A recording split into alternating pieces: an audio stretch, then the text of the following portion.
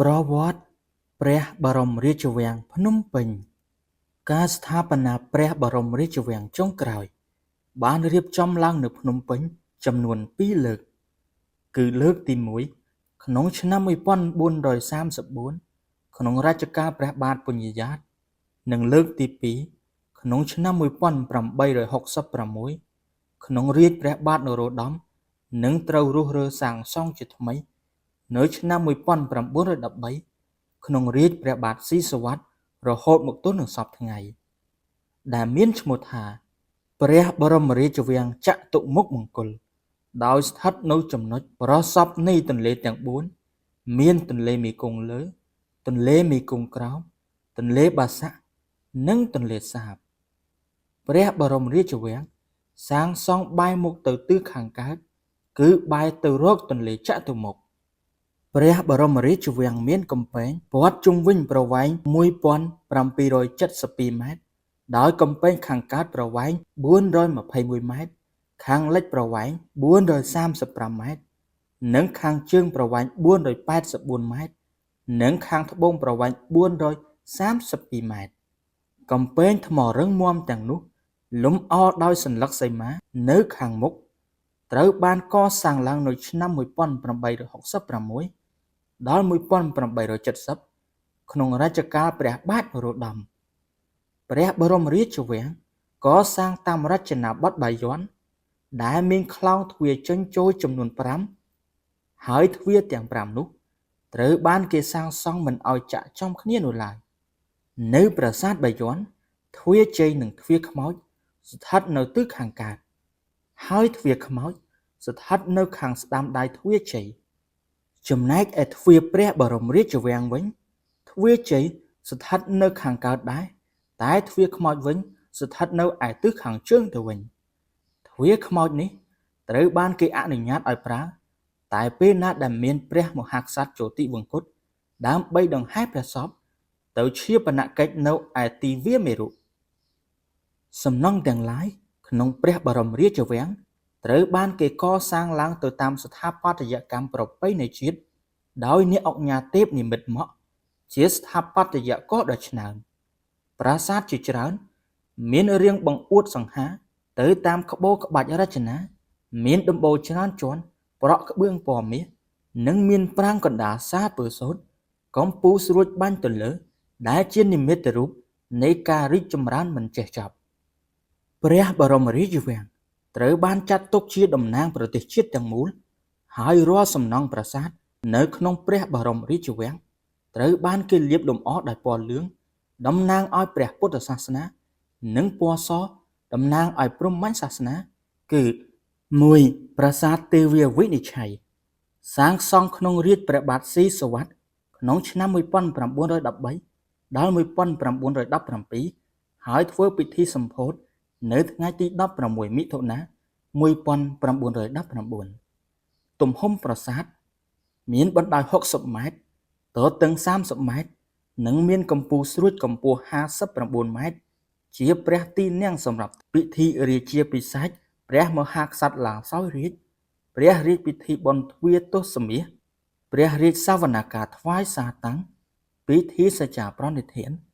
ព្រះរាជបដិសណ្ឋារកិច្ចចំពោះភ្ញៀវជាន់ខ្ពស់ជាតិនិងអន្តរជាតិក្នុងប្រាសាទទេវាវិនិច្ឆ័យចែកចេញជាព្រះទីនាំងស្វ័យឆ័ត្រហោរាជបណ្ឌិតហោព្រះអធិព្រះទីនាំងក្សិណព្រះទីនាំងប៉ុស្តិ៍បុកព្រះទីនាំងមហាមន្ទីរព្រះទីនាំងនារីរដ្ឋសោភាព្រះទីនាំងចក្រពត្តិនិងព្រះទីនាំងព្រះស្ងោយនៅលើកំពូលស្រួចមានរូបព្រះភ័ក្ត្រព្រះព្រហ្មមុខ4ដែលបែរព្រះភ័ក្ត្រទៅរកទិសទាំង4 2. ប្រាសាទខេមរិន្ទប្រាសាទខេមរិន្ទស្ថិតនៅខាងលិចឈៀងខាងជើងប្រាសាទទេវាវិនិច្ឆ័យកសាងក្នុងឆ្នាំ1927ដល់ឆ្នាំ1930ដោយឧកញ៉ាទេពនិមិត្តខៀវក្នុងរជ្ជកាលស៊ីសុវត្ថិមុនីវង្សព្រះបាទស៊ីសុវត្ថិមុនីវង្សបច្ចុប្បន្នជាព្រះរាជដំណាក់ដែលព្រះមហាក្សត្រគង់នៅជាអចិន្ត្រៃយ៍ប្រាសាទនេះត្រូវបានព្រះមហាក្សត្រប្រើប្រាស់សម្រាប់ទទួលភ្ញៀវកិត្តិយសធំៗបណ្ដាប្រមុខរដ្ឋបរទេសដែលធ្វើទស្សនកិច្ច នៅព្រះរាជាណាចក្រកម្ពុជាស្នាក់អាស្រ័យដូចជាលោកប្រធានាធិបតីបារាំងសាលដឺលគូលជាដើម 3. ប្រាសាទសហមេត្រីប្រាសាទសហមេត្រីស្ថិតនៅខាងជើងហោសំរានភិរមក្បែរកំពែងព្រះបរមរាជវាំងខាងជើងកសាងឡើងនៅឆ្នាំ1950ក្នុងរជ្ជកាលព្រះបាទនរោត្តមសីហនុសម្រាប់ព្រះមហាក្សត្រីស៊ីសវត្តកុសុមនារីរតន៍ជាព្រះវររាជបិតារបស់ព្រះអង្គតាំងឧបោសថសិលនៅទីនោះក្រោយពេលដែលព្រះស្វាមីព្រះបាទនរោត្តមសុរាម្រិតបានចូលទីបង្គត់ពីមុនជាកន្លែងសម្រាប់ជួបជុំនាយទាហានការពារព្រះបរមរាជវាំងហើយក្រោយមកទៀតត្រូវបានប្រើប្រាស់ជាលេខាធិការដ្ឋាននៃក្រមប្រឹក្សាជាតិជាន់ខ្ពស់ 4. ប្រាសាទហោសំរានភិរមប្រាសាទហោសំរានភិរមស្ថិតនៅខាងជើងប្រាសាទទេវាវិនិច្ឆ័យកសាងឡើងក្នុងឆ្នាំ1915ដល់1917ក្នុងរាជព្រះបាទស៊ីសុវត្ថិជាកន្លែងសម្រាប់ទុកឧបករណ៍តន្ត្រីបុរាណនិងប្រពៃណីខ្មែរព្រមទាំងត្រៀមប្រដាប់ប្រដាសម្រាប់ព្រះរាជពិធីដង្ហែក្បួនផ្សេងៗនៅជាន់ខាងលើជាបន្ទប់សម្រាប់ព្រះមហាក្សត្រទ្រង់សម្រួលព្រះកាយមុននឹងក្រោយពេលព្រះអង្គទ្រង់គង់និងចុះពីកញ្ចៀននៅពេលត្រឡប់ពីបរបាញ់សត្វប្រាសាទនេះបានក្លាយទៅជាសារមន្ទីរព្រះសីហនុដែលមានតម្កល់វត្ថុអនុស្សាវរីយ៍ដ៏មានតម្លៃដែលមហាអង្គបរោះរដ្ឋនៃបណ្ដាប្រទេសជាមិត្តថ្វាយដល់ព្រះមហាក្សត្រក្រោយមកសារមន្ទីរនេះត្រូវបានរើទៅដាក់នៅថែវខាងមុខប្រាសាទភោជនីវិញនៅឆ្នាំ2005រហូតមកទល់នឹងសព្វថ្ងៃ 5. ប្រាសាទច័ន្ទឆាយាប្រាសាទច័ន្ទឆាយាស្ថិតនៅជាប់កំពែងខាងមុខឈៀងខាងជើងនៃព្រះបរមរាជវាំងនាឆ្នាំ1913ក្នុងរជ្ជកាលព្រះបាទស៊ីសុវត្ថិសំណង់ស្ថាបត្យកម្មមានរាងខ្ពស់ស្រឡះគ្មានជញ្ជាំងដើម្បីឲ្យព្រះច័ន្ទចាំងរស្មីផ្នែកខាងលើនៃប្រាសាទនេះគ្មានបន្ទប់នោះទេគឺជាធ្លាសម្រាប់រាំក្បាច់របាំដើម្បីសម្ដែងទស្សនីយភាពនិងព្រះរាជពិធី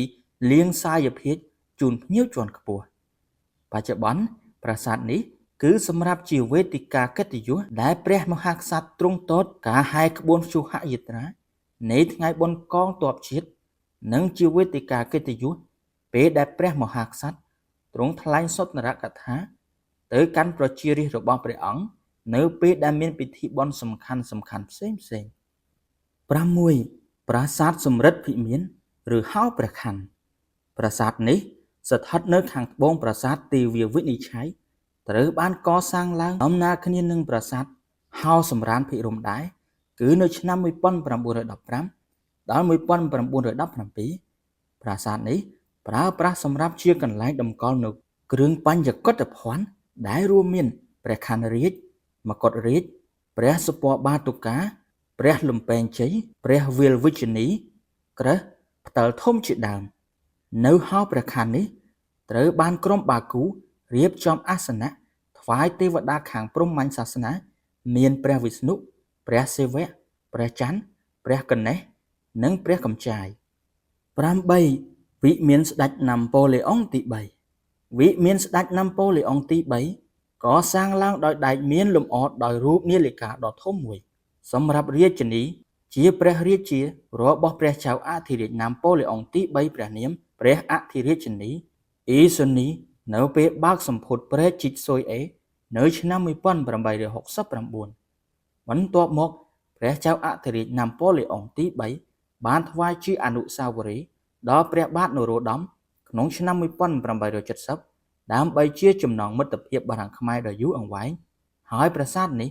ត្រូវបានរៀបចំឡើងវិញតាមគំរូដើមទាំងអស់ក្នុងឆ្នាំ1876វិមាននេះត្រូវបានធ្វើការជួសជុលជាថ្មី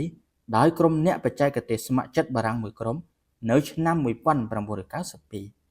បច្ចុប្បន្នប្រាសាទនេះត្រូវបានរៀបចំដាក់តាំងនៅផ្ទាំងគំនូរវត្ថុសិល្បៈនិងប្រឆាយល័ក្ខណ៍អតីត 9. ព្រះរាជដំណាក់ច័ន្ទ